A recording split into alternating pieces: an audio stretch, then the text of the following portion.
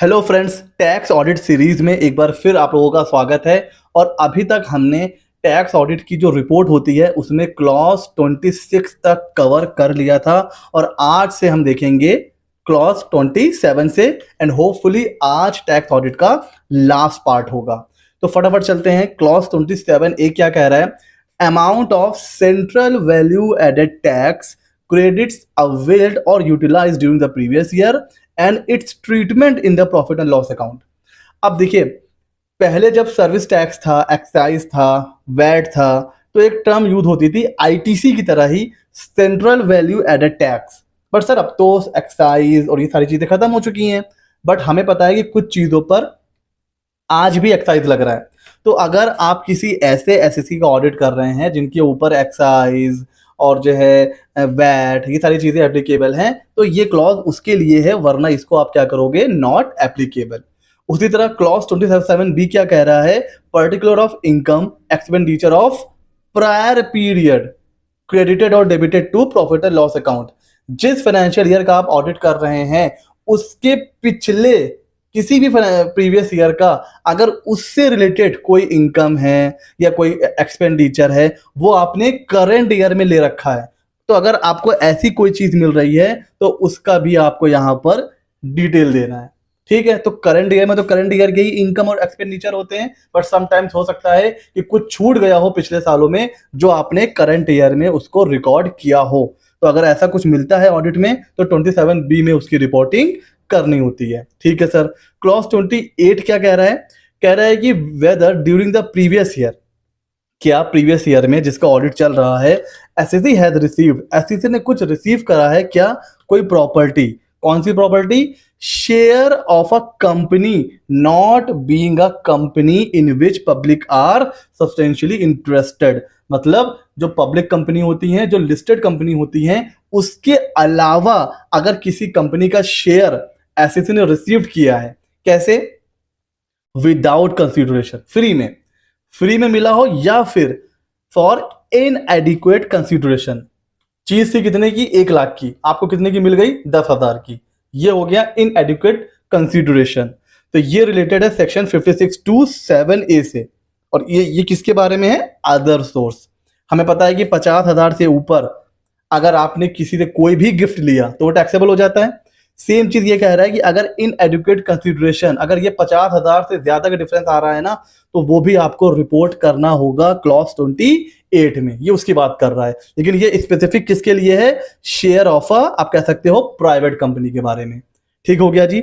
चलते हैं सेक्शन 29 की तरफ। और देखिए, टैक्स ऑडिट रिपोर्ट हमें ना सिर्फ पॉइंट वाइज बता रही है, बल्कि अगर आपने सारे क्लॉज अच्छे से पढ़ लिए तो आपको आइडिया हो जाएगा कि टैक्स ऑडिट में आपको क्या क्या चीजें चेक करनी होती हैं। ठीक है, क्लॉज 29 देखिए क्या कह रहा है। कह रहा है कि whether during the previous year SSC has received any consideration for issue of shares which exceeds क्या? Fair market value of the shares. मतलब जितनी फेयर मार्केट वैल्यू है उस शेयर की, क्या उससे ज्यादा एसएससी ने कंसिडरेशन रिसीव किया है? मार्केट वैल्यू शेयर किया 1 लाख, आपको मिल गया है 2 लाख, 3 लाख, 4 लाख। कैसे मिल गया भाई? क्यों मिल गया भाई? तो इसका मतलब कुछ ना कुछ झोलझाल है। तो अगर आपने ऐसा कुछ भी पकड़ा तो क्लॉज 29 में उसको रिपोर्ट कर दीजिए। ठीक है सर। 29 का ही आप कह सकते हो बड़ा भाई है 29A। 29A क्या कहता है कि whether any amount is to be included as income chargeable under the head income from other source.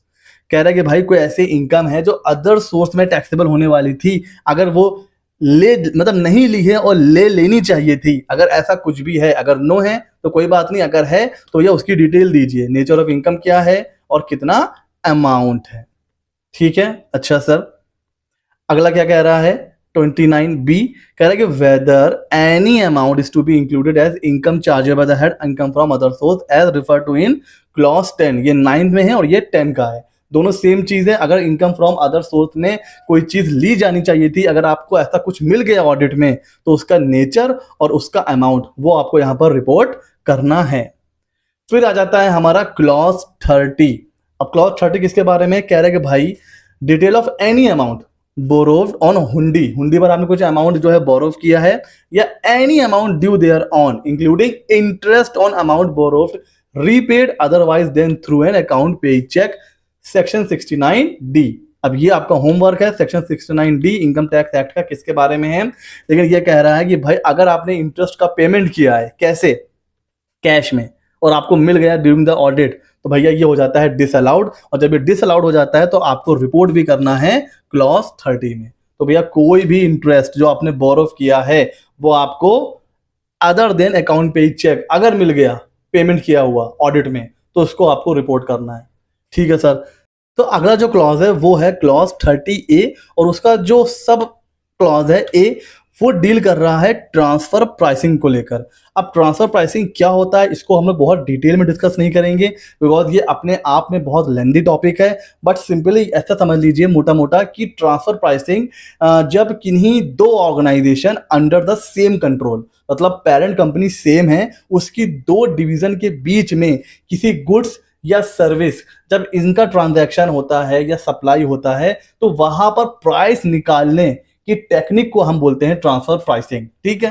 तो ऐसे समझिए दो कोई मतलब लोग हैं under the same control, under the same ownership, आप दो ब्रांच बोल सकते हैं, दो डिवीजन बोल सकते हैं, उनके बीच में जब कोई गुड्स या सर्विस का आदान प्रदान होता है तो वहां पर प्राइसिंग निकालने को कहीं ना कहीं ट्रांसफर प्राइसिंग बोलते हैं।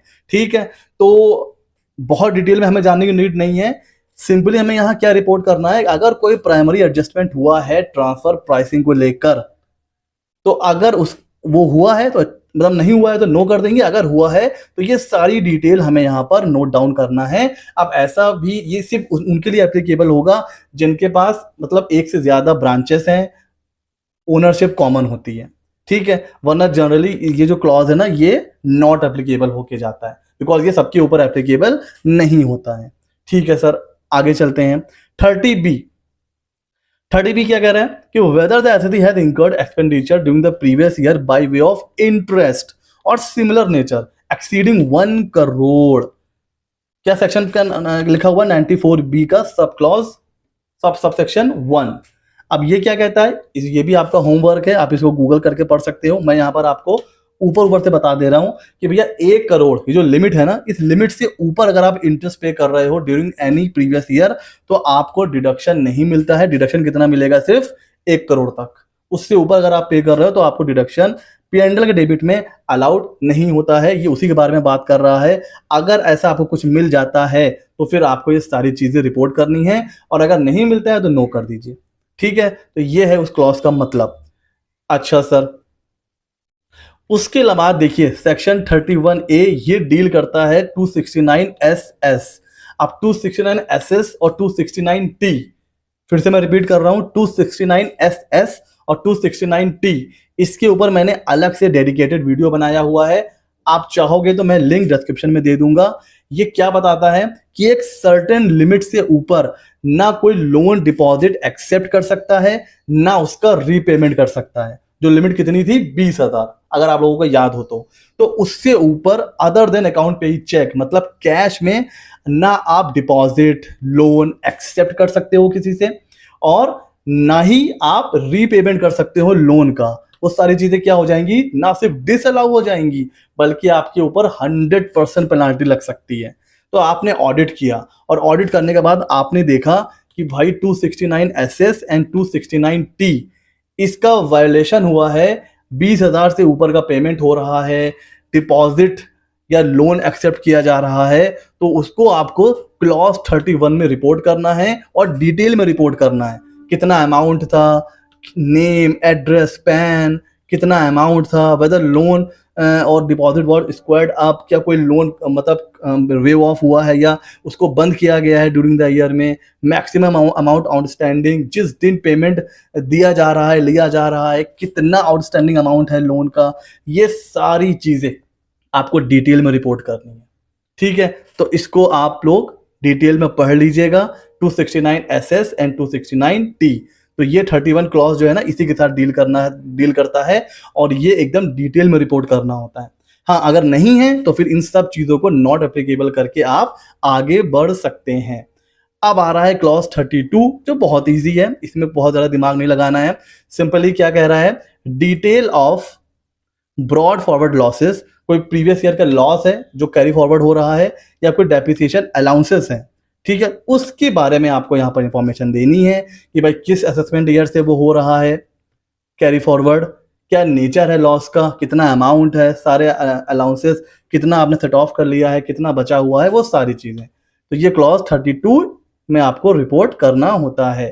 ठीक है सर, अब आ जाइए क्लॉज 33 क्या कह रहा है, section wise deduction if any under chapter 6A। अगर आपका इंडिविजुअल एसएससी है तो 80C की डिडक्शन हो गई, है ना, 80U हो गया, 80D हो गया, 80GG हो गया। इन शॉर्ट जितनी डिडक्शन कोई एक एसएससी क्लेम कर सकता है अपने आईटीआर में, उनकी सारी की सारी इंफॉर्मेशन क्लॉज 33 में आपको देनी है। किस सेक्शन में आप वो क्लेम कर रहे हैं, जैसे मान लीजिए 80C और 1.5 लाख, 80D में मान लीजिए 10,000 है, 10,000, है ना, 80CCD1B में 50,000 है, वो यहाँ पर देना है। तो जितनी भी एसएससी के पास डिडक्शंस हैं उनकी डिटेल सेक्शन 33 में। इसका मतलब क्या हुआ कि ऑडिट करते समय आपको डिडक्शंस की भी डिटेल एसएससी से मांगनी है। अच्छा सर, आगे चलते हैं क्लॉज 34A। क्लॉज 34A क्या कह रहा है सर, क्लॉज 34A आपसे टीडीएस के बारे में पूछ रहा है। कह रहा है whether the SSC is required to deduct और कलेक्ट टैक्स।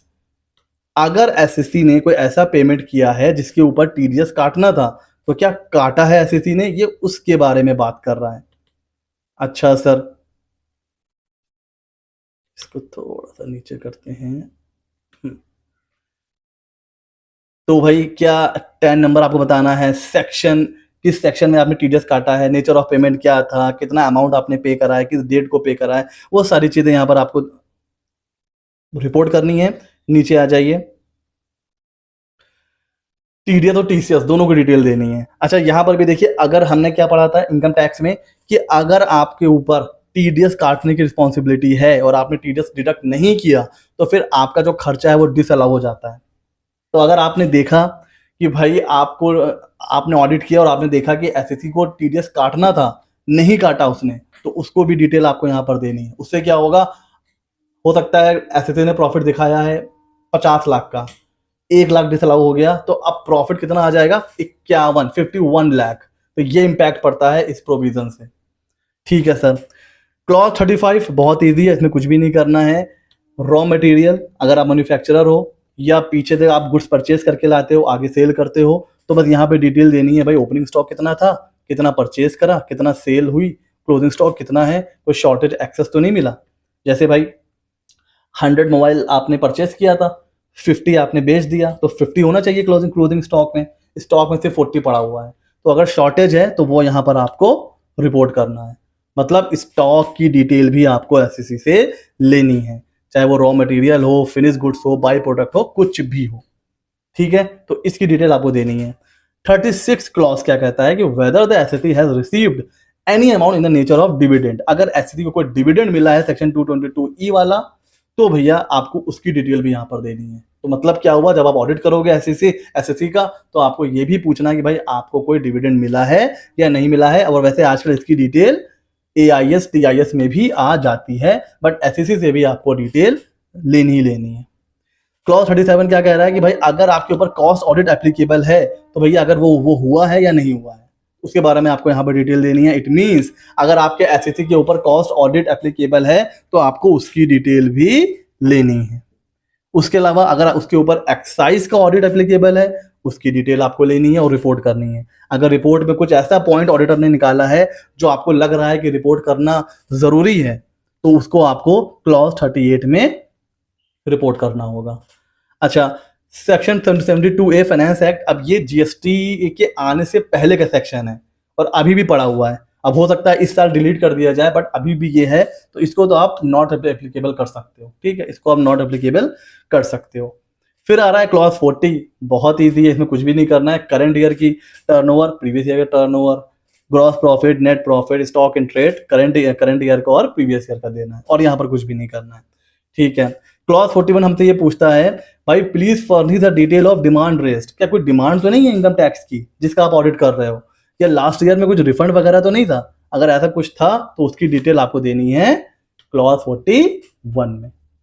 ठीक है सर, क्लॉज 42A फॉर्म 61 और 61A के लिए होता है। हमें पता है कि अगर आपकी जो टोटल इनकम है वो जो टैक्सेबल लिमिट है उससे ऊपर नहीं जा रही है, और आपकी कोई और भी टैक्सेबल इनकम नहीं है, तो आप फॉर्म 61 भर के टीडीएस ना काटने की रिक्वेस्ट कर सकते हो, उसी से रिलेटेड होता है। तो अगर ऐसा कुछ है तो वहाँ इसको आप रिपोर्ट कर सकते हो, ये इंपॉर्टेंट नहीं है, इसको आप छोड़ भी सकते हो।